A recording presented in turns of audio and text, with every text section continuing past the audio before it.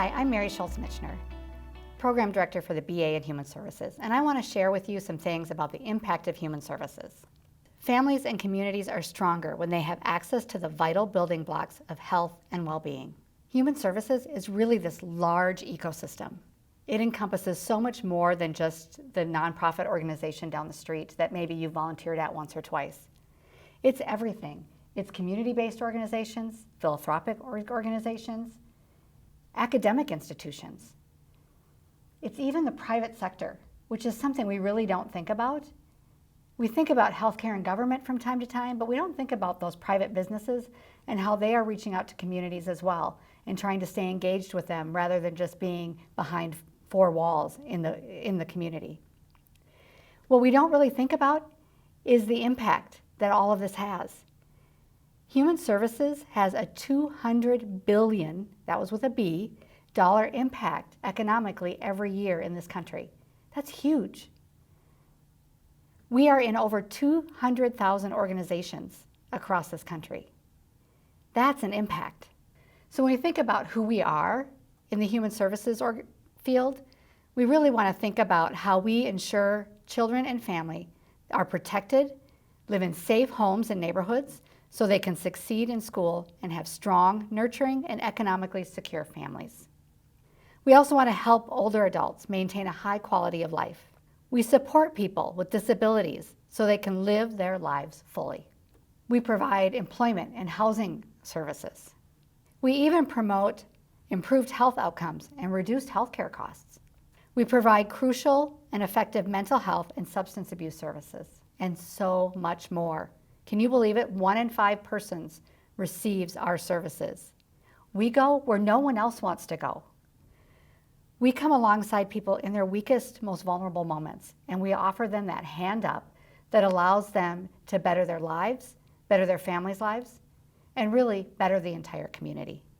There's a scripture from Matthew that really speaks to me as a human service provider and as the field of human services that really reminds us what we do and why we do it.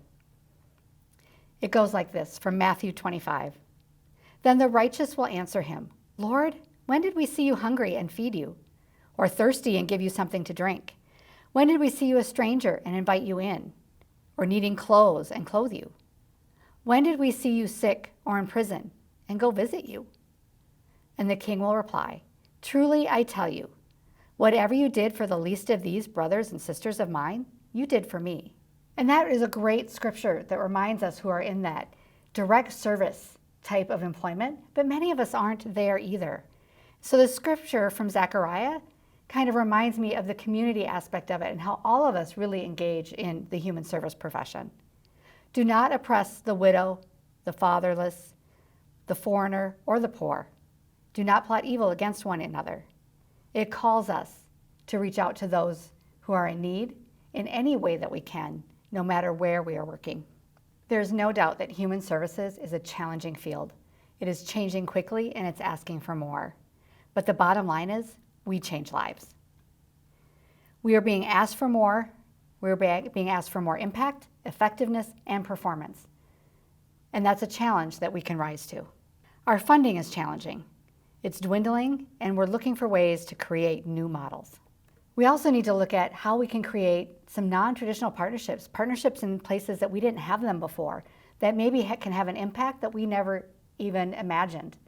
This reminds me of a prison in Missouri who reached out to a local manufacturing business who was receiving work release prisoners at that time to work in the business and create manufacturing jobs so they had skills after they left. Well, the warden came to him and said, how can we move that inside the prison walls? That's a non-traditional partnership. That's thinking outside the box. This businessman decided that yes, I can move my business and we can make a difference.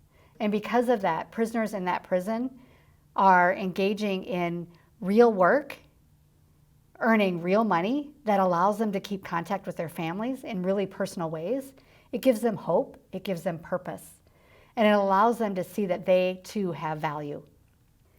Another place that human services is expanding and looking for new information is using analytics. And maybe you're that person who can bring that to an organization who needs to know more about the people they're reaching and how they're reaching them, and hasn't really thought about how data can help them do that. But we're driven so differently with social media and hands filled with phones that are like computers to us. And that can give us information that can help us be more effective and more efficient and more responsible with the dollars that we've been given. And really, the field is changing to a whole person approach. We're really trying to look at how do we make these systems easier for people to navigate.